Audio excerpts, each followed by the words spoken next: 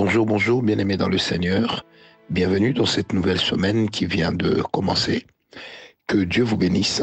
Ici votre serviteur Francis Ngawala, esclave volontaire de Jésus-Christ. Que Dieu vous bénisse pour cette tranche de bénédiction matinale à laquelle vous acceptez de participer et avec laquelle vous êtes, au travers de laquelle, allais-je dire, vous êtes en train de partager, de propager aussi la parole de Dieu autour de vous. Que Dieu vous bénisse, bien-aimés dans le Seigneur. Nous sommes engagés dans un combat spirituel très rude contre l'ennemi et nous savons que l'Éternel, le Dieu Tout-Puissant, est certainement de notre côté. Parce que la parole avec laquelle nous marchons, ce n'est pas celle de l'homme, mais c'est celle de l'Éternel. Bien-aimés dans le Seigneur, encore une fois, shalom. Ce matin, pour la 19e fois consécutive, nous sommes en train de parler sur Exode 22, verset 18, qui dit « Tu ne laisseras pas vivre la sorcière ou la magicienne ». Bien-aimés dans le Seigneur, nos exhortations de tous ces temps sont en train de tourner sur la réalité du combat spirituel. Et à chaque fois que nous nous retrouvons dans cette réalité, quoi de plus normal que de se retrouver aussi en train d'essuyer des coups? Parce que malheureusement, la réalité d'un combat, c'est que l'adversaire puisse aussi rendre des coups. Mais ce qui est extraordinaire avec nous, c'est que nous avons le Seigneur Jésus-Christ qui est de notre côté, qui se charge de nous protéger, de veiller sur nous et de continuer à se charger de nous garder en sécurité. Que Dieu vous bénisse, bien-aimés dans le Seigneur. Ne vous découragez jamais. Quand le diable se lève pour nuire aux enfants de Dieu, l'Éternel également se lève pour les défendre. Bien-aimés dans le Seigneur Jésus-Christ, le diable a une intelligence malicieuse. Ça veut dire que le diable est un malin. Le diable fait tout pour toujours exploiter la petite puce, la petite ouverture. C'est pourquoi, bien-aimés dans le Seigneur, il est important de savoir que l'envoûtement, la sorcellerie, lorsqu'elle décide de vous combattre, elle ne fait pas l'économie de ses moyens. Au contraire, elle va tout mettre en œuvre. Pourquoi est-ce qu'il mettra tout en œuvre?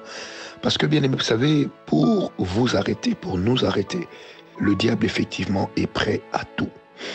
Mais lorsque nous sommes des enfants de Dieu et que nous comprenons réellement ce dans quoi nous sommes et comment est-ce que le Seigneur est en train de nous conduire, il est important de savoir tenir. Il est important de savoir sur quoi s'appuyer. Parce que de toute façon, nous ne nous appuyons pas sur des rudiments humains, mais nous devons continuer à nous appuyer sur le Seigneur.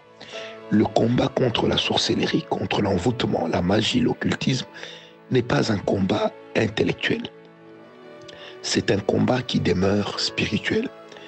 Et en tant que tel, bien-aimé, lorsque vous êtes engagé dans un combat spirituel, il va sans dire qu'il devient impératif et important d'être scotché à la présence de Dieu. Bien-aimés dans le Seigneur, cette semaine, j'aimerais parler sur combattre la sorcellerie. Combattre la sorcellerie, combattre l'envoûtement et combattre la magie et consorts. Donc, c'est ce que nous allons aborder pratiquement durant toute la semaine.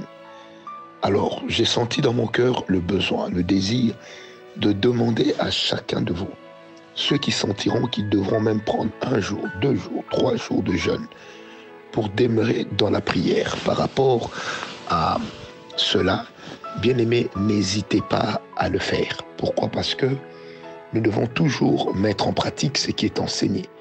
Il est impératif pour nous de transformer en œuvre ce que nous sommes en train de recevoir en théorie.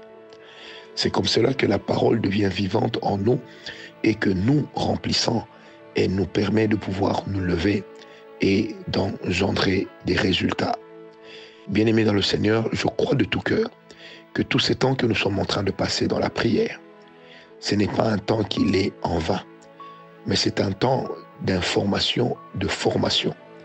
Et nous allons cette semaine enseigner sur toutes nos armes spirituelles, mais aussi mettre cela spirituellement, mettre cela en pratique. Donc si tu peux être en jeûne, n'hésite pas à le faire.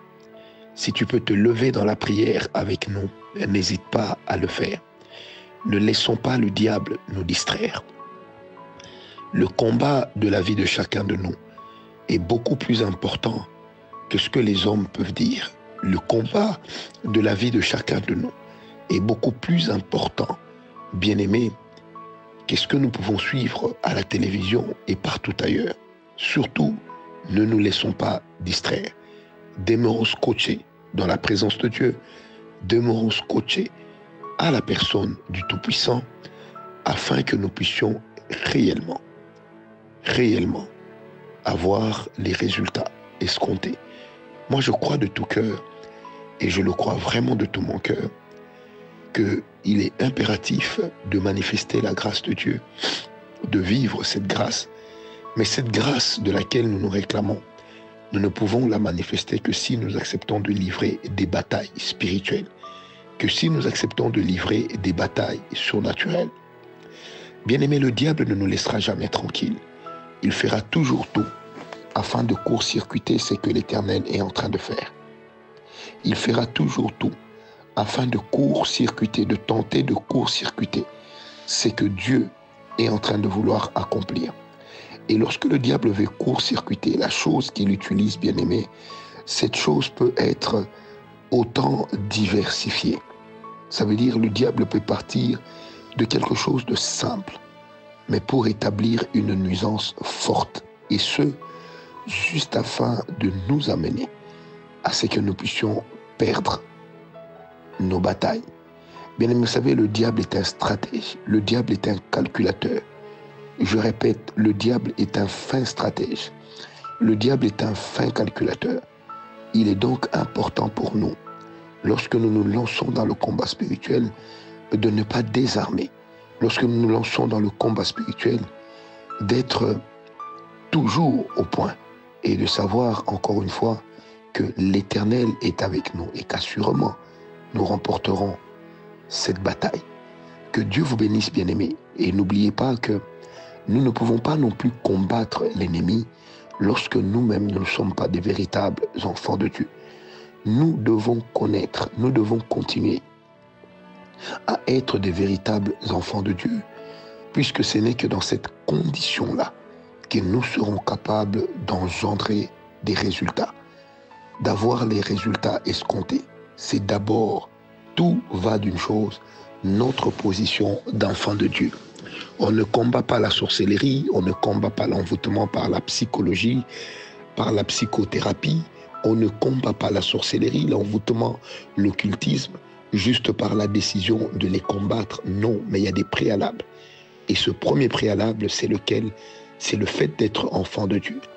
La Bible déclare dans Romains 8, verset 2, je paraphrase, c'est que la loi de l'esprit de vie en Christ nous a affranchis de la loi du péché et de la mort.